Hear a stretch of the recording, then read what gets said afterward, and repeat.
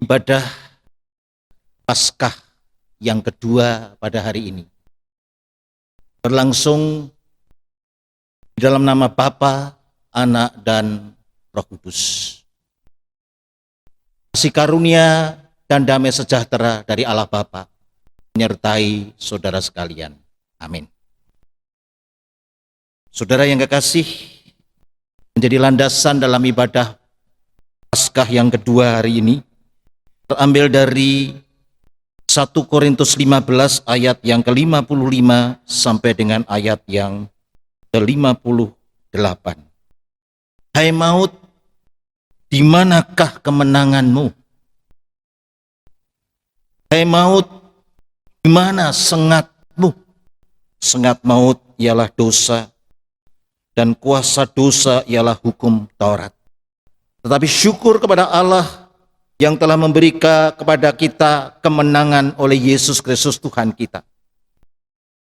Karena itu saudara-saudaraku yang kekasih, berdirilah teguh, jangan goyah, dan giatlah selalu dalam pekerjaan Tuhan, sebab kamu tahu bahwa dalam persekutuan dengan Tuhan, jerih payahmu tidak sia-sia.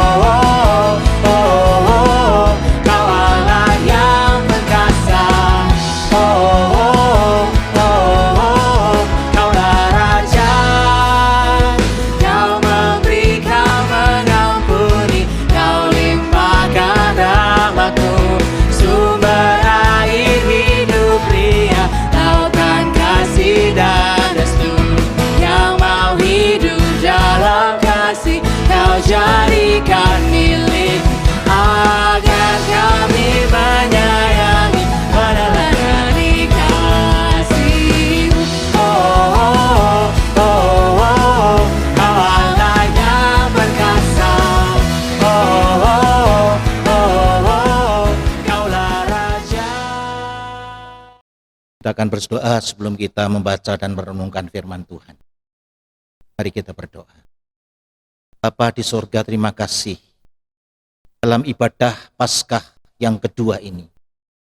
Kami rindu disapa oleh firman Tuhan yang hidup, yang memberikan kami kekuatan menghadapi semua situasi saat ini. Firman Tuhan boleh memberikan jawaban kepada kami. Oleh karena itu kami mohon Roh Kudus yang boleh beracara dengan kami. Roh Kudus juga boleh membuka hati pikiran kami. Roh Kudus juga boleh mengukirkan kebenaran itu pada loh hati kami semua. Di dalam nama Yesus, Sang Firman hidup yang bangkit dan menang. Yesus Kristus. Amin. Saudara-saudara yang kekasih, firman Tuhan yang menjadi bacaan kita pada ibadah ini terambil dari Injil Yohanes pasal yang ke-20 ayat 19 sampai dengan ayat yang ke-23 yang mengatakan demikian. Ketika hari sudah malam pada hari Minggu pertama, berkumpullah murid-murid Yesus di suatu tempat dengan pintu-pintu yang terkunci, karena mereka takut kepada orang-orang Yahudi. Pada waktu itu datanglah Yesus dan berdiri di tengah-tengah mereka dan berkata, "Damai sejahtera bagi kamu." Dan sesudah berkata demikian, Ia menunjukkan tangannya dan lambungnya kepada mereka. Murid-murid itu bersuka cita ketika mereka melihat Tuhan. Maka kata Yesus sekali lagi, "Damai sejahtera bagi kamu. Sama seperti Bapa mengutus aku, demikian juga sekarang aku mengutus kamu." Dan sesudah berkata demikian, Ia mengembusi mereka dan berkata, "Terimalah Roh Kudus. Jikalau kamu mengampuni dosa orang, dosanya diampuni. Dan jikalau kamu menyatakan dosa orang tetap ada, dosanya tetap ada."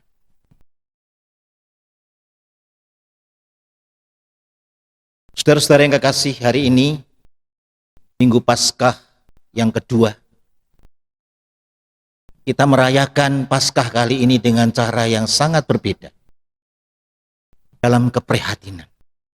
Kita merenungkan, saudara-saudara sekalian, peristiwa Jumat Agung. Ketika Yesus disalib tidak berdaya, mati. Apa yang terjadi, saudara-saudara? Iman semua murid-murid Yesus itu rontok, saudara-saudara, ternyata. Tidak ada yang hebat ternyata. Murid-murid Yesus yang mengalami, melihat bagaimana Yesus membuat mujizat-mujizat yang dahsyat itu. Itu mana sekarang? Yesus harus mati seperti itu. Iman mereka rontok semua, saudara-saudara. Jadi saya merenungkan, kalau murid-murid Yesus yang melihat dan mengalami saja itu rontok, apalagi saya, saudara. Jadi saudara-saudara, ini renungan saya adalah bahwa ternyata manusia itu tidak ada yang hebat. Ternyata. Jadi kita jangan mendewakan atau mengkultuskan para hamba-hamba Tuhan yang nampaknya hebat-hebat itu. Semua tidak ada yang hebat. Tapi di situ justru, saudara-saudara, di tengah-tengah keprihatinan ini, iman kita diuji, saudara-saudara. Iman kita diuji. Benar enggak kita beriman pada Yesus? Kalau ketika semua berjalan dengan baik, kita bisa mengatakan haleluya. Tapi sekarang masihkah ada haleluya, saudara-saudara? Ini peristiwa ini ya. Apalagi ketika kita menghadapi pandemi global seperti ini, corona ini. Semua enggak ada yang hebat, saudara. Para hamba-hamba Tuhan kena. Jadi ini keprihatinan dan ini renungan saya adalah ternyata kita harus disadarkan tidak ada orang hebat. Nah, Yesus pun memberi contoh pengalaman hidupnya ketika dia di Getsemani, dia pun dalam kondisi ketakutan. Itu gambaran yang paling real tentang keteladanan Yesus. Yang kedua, kita lihat di sini adalah mereka mengadakan ibadah di rumah.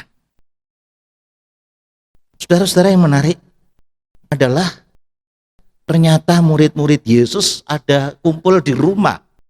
Seperti sekarang ini, tanpa sadar kita juga belum pernah selama hidup saya bahwa kita ini kebaktian Paskah dan sebagainya ini di rumah. Di rumah. Jadi saudara-saudara sekalian, dan memang gereja bertumbuh, saudara-saudara, dari rumah. Dan ini perenungan kita ketika kita ada di rumah. Tapi kita menghayati sesuatu yang besar. Jadi ibadah di rumah. Tidak ada rumah ibadah yang kebaktian semua dari hari Paskah yang hingar-bingar dengan segala acaranya itu. Saudara sekalian, itu yang kedua. Yang ketiga, saudara-saudara, di Alkitab mencatat murid-murid itu ada di dalam rumah yang terkunci dalam suasana ketakutan. Takut, saudara-saudara. Jadi saudara, peristiwa salib itu menakutkan, menjadi teror yang menakutkan. Apa? Mereka takut kalau dilibatkan dengan Yesus yang disalibkan itu. Takut pada orang-orang Yahudi. Dan saudara-saudara sekalian bicara tentang ketakutan, saudara-saudara. Saya merenungkan ini, ternyata ketakutan itu di mana? Bisa ditutupi dengan ruangan yang tertutup, digembok, dikunci? Ternyata tidak. Ternyata ketakutan itu masuk sampai kamar kita. Ketakutan itu masuk sampai pikiran kita, hati kita. Menghadapi teror, mungkin seperti hari-hari ini, orang-orang Kristen mengalami juga, banyak orang di dunia ini mengalami ketakutan yang luar biasa. Masuk sampai kamar. Jadi saudara-saudara sekalian, kita harus jujur, saudara-saudara. Ketika menghadapi kematian itu, orang menakutkan. Menurut saya adalah, saudara-saudara sekalian, yang menakutkan itu bukan penyakitnya ternyata. Tetapi ketakutan itu yang mematikan ternyata. Jadi saudara-saudara sekalian, apalagi kalau kita mendengar ada orang yang kita kenal kena COVID-19, dikubur aja tidak dihadiri oleh keluarga. Itu mencekam saudara-saudara sekalian.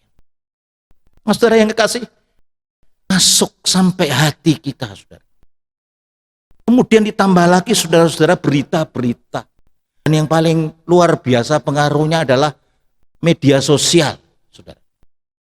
Medsos kita dapat berita-berita yang luar biasa, yang lebih menakutkan lagi, saudara. Jadi ini di sini menarik sekali, saudara-saudara. Semua kena, saudara, jangan ada hebat. Dan yang paling parah adalah apa?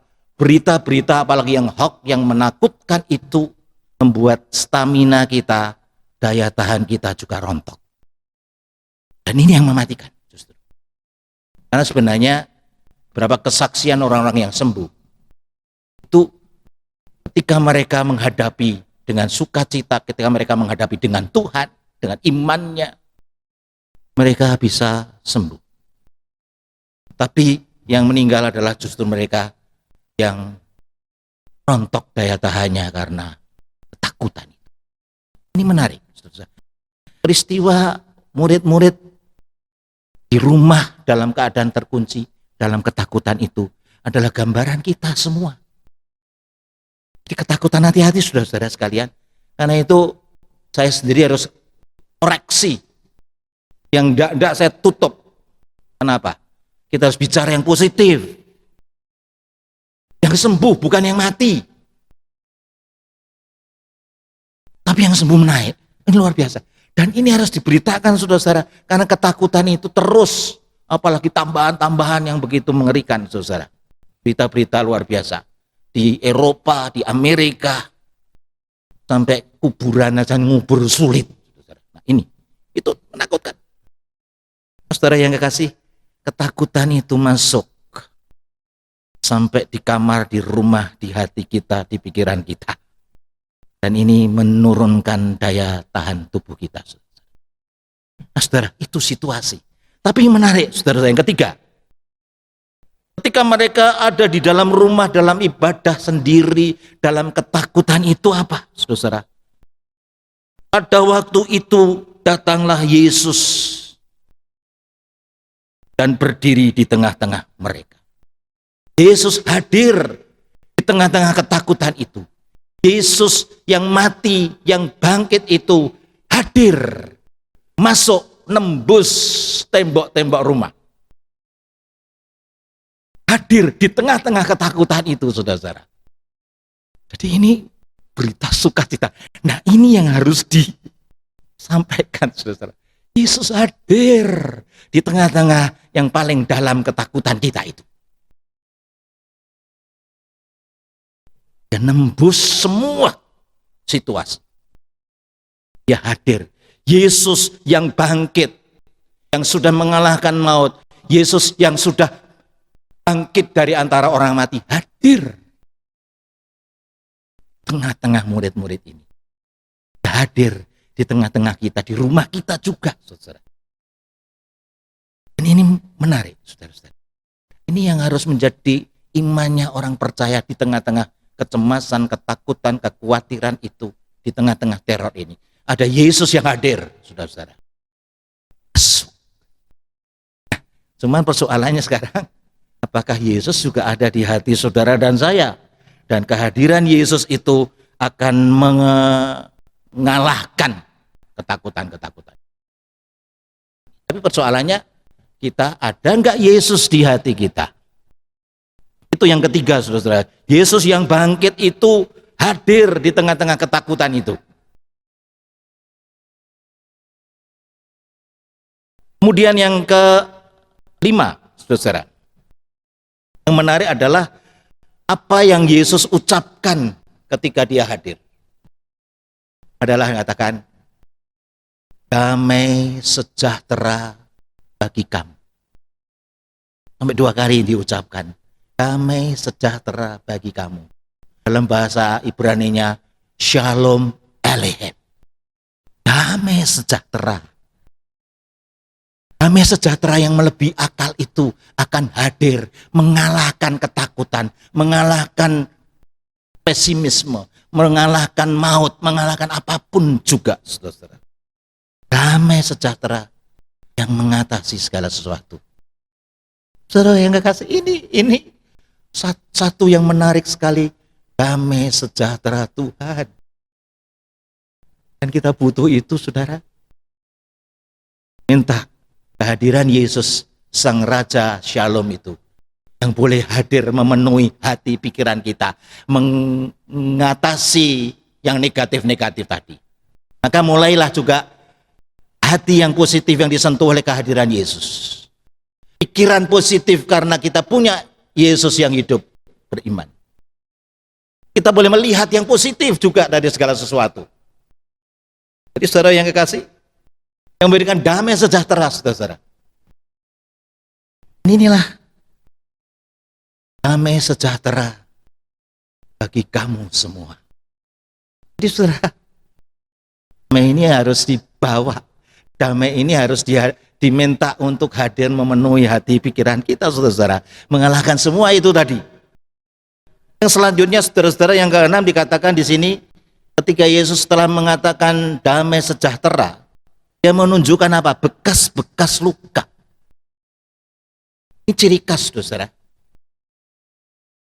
Ini yang tidak bisa dipalsu sama iblis, saudara. Tanda-tanda penyaliban. Tangan yang berlubang paku. Lambung yang ditusuk oleh tombak. Itu diperlihatkan kepada murid-muridnya. Apa artinya, saudara-saudara? Tuhan mau menunjukkan bahwa Yesus yang disalib itu adalah Yesus yang bangkit, yang sudah mengalahkan kematian. Itu menjadi pusat iman Kristen itu berdiri di atas itu, saudara. Di atas Tuhan yang bangkit, bukan di atas Tuhan yang mati. Jadi saudara-saudara, kita mengimani juga pada hari Paskah ini adalah kita mengimani juru selamat yang hidup, bukan juru selamat yang mati, saudara. Ini dasar iman Kristen itu pada sesuatu yang jelas, saudara. Imani Yesus yang bangkit, yang hidup itu, bukan Yesus yang mati, saudara. Nah itu Yesus tunjukkan bekas-bekas luka itu. Ini loh, aku yang mati itu. Yang tersalib itu. Sudah mikul dosa-dosamu semua, gitu kita kira. Yesus sudah pikul kutuk dosa, kutuk maut itu di atas bukit Golgota itu. Dan itulah saudara-saudara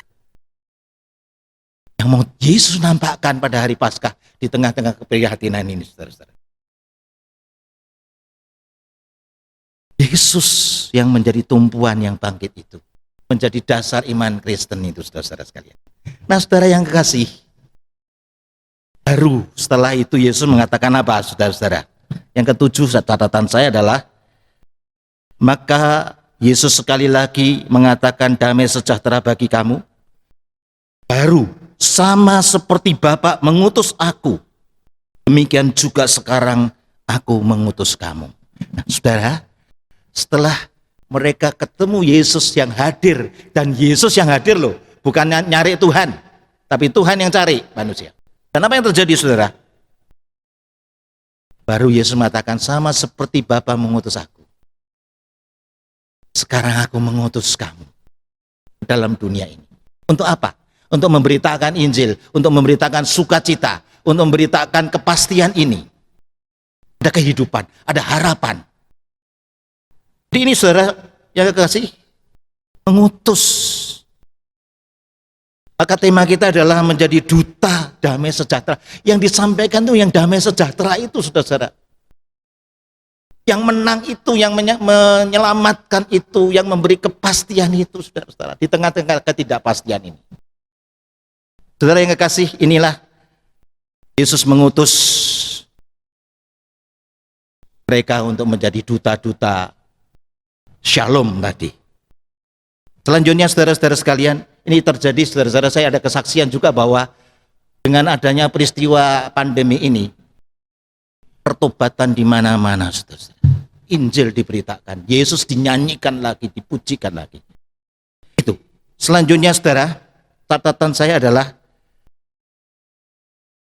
Tuhan lengkapi kita. Dia menghembusi murid-muridnya dengan Roh Kudus. Dihembusi dengan Roh Kudus. Saudara yang kekasih, inilah berita Paskah yang luar biasa buat kita hari ini. Bahwa di tengah-tengah ketakutan, ingat, tengah-tengah tidak ada orang yang hebat tadi, Yesus hadir, datang kepada saudara-saudara. Buka hati untuk sambut dia. Damai sejahteranya boleh memenuhi saudara, kehadirannya saudara-saudara. Dan ini yang harus diberitakan terus. Dan kita diutus, saudara-saudara, di tengah-tengah situasi ketakutan ini. Ada sukacita, ada kemenangan Yesus yang bangkit.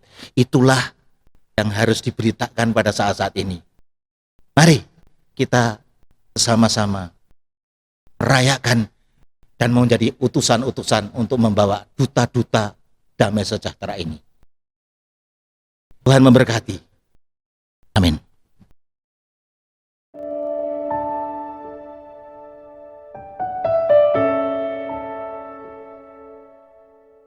Saudara-saudara, mari kita menaikkan doa syafaat kita. Bapa, terima kasih di Minggu Paskah yang kedua ini kami disapa oleh firman Tuhan.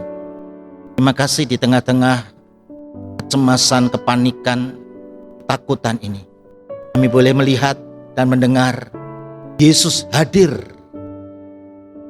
masuk, tinggal bersama-sama dengan murid-murid, tinggal bersama-sama kami di dalam kami. Oleh karena itu kehadiran Yesus dengan damai sejahteranya, dengan kepastiannya, dengan penebusannya juga boleh mewarnai kehidupan kami untuk menghadapi hari-hari ke depan ini. Kami punya Tuhan yang hidup dan kami mengimani kepastian ini. Terima kasih Tuhan, kami membawa saudara-saudara kami yang sedang mengalami sakit penyakit karena pandemi ini juga. Mari Tuhan Yesus, Engkau juga boleh hadir melawat mereka. Ulurkan tangan pengasihan-Mu menjamah saudara-saudara kami. Oleh bilur-bilur Yesus, mereka boleh dijamah dan disembuh. Kami berdoa untuk medis, para dokter, perawat, rumah sakit, semua yang Kau pakai Tuhan. Mari Tuhan, Engkau juga boleh menjagai, melindungi mereka dan keluarga mereka dari segala pandemi ini. Kami bawa mereka dalam perlindungan Tuhan, perlindungan darah Yesus juga. Bapa, kami berdoa juga untuk pemerintah, untuk presiden, untuk para jajaran menteri, juga untuk semua pihak, tim yang menangani masalah COVID-19 ini. Mari Tuhan memberikan hikmat kebijaksanaan. Mereka boleh melakukan tugasnya juga oleh perlindungan Tuhan. Kami juga berdoa untuk dunia. Biarlah melalui peristiwa-peristiwa ini juga kami boleh melihat Tuhan hadir melawat dunia dan memulihkan dunia ini juga. pertobatan di mana-mana boleh terjadi. Terima kasih Tuhan, ini boleh menjadi kebangunan rohani yang baru di akhir zaman ini. Terima kasih Tuhan. Semua doa kami naikkan di dalam nama Yesus yang mati dan bangkit, yang menjadi jaminan kami. Amin.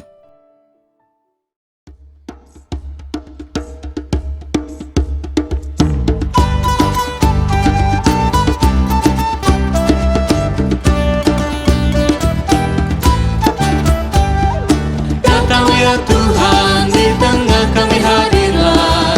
Di sini tinggallah bersama kami murid-Mu. Hanya Engkaulah sumber hidup kami. Dari Engkaulah hidup abadi. Di jalan ke Emmaus datanglah Yesus. Dua muridnya tak mengenalnya. Yesus membuka percakapannya. Daya ilahinya kobarkan hati. Datang ya Tuhan, di tengah kami hadirlah. Di sini tinggallah bersama kami murid-Mu. Hanya Engkaulah sumber hidup kami. Dari Engkaulah hidup abadi. Di dalam perjamuan yang bersahaja, roti dan anggur diberkatinya. Dibagikannya pada muridnya. Maka terbukalah mata mereka. Datang ya Tuhan, di tengah kami hadirlah. Di sini tinggallah bersama kami murid-Mu. Hanya Engkaulah sumber hidup kami. Dari Engkaulah hidup abadi. Sadarlah keduanya, hati giranglah. Rahmat berlimpah atas mereka. Ringan langkahnya bawa perwata. Tuhan telah bangkit dari kuburnya. Datang ya Tuhan, di tengah kami hadirlah. Di sini tinggallah bersama kami murid-Mu. Hanya Engkaulah sumber hidup kami. Dari Engkaulah hidup abadi.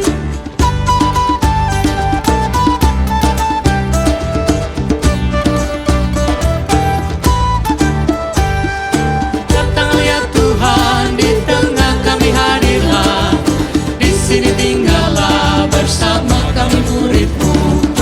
Hanya Engkaulah sumber hidup kami.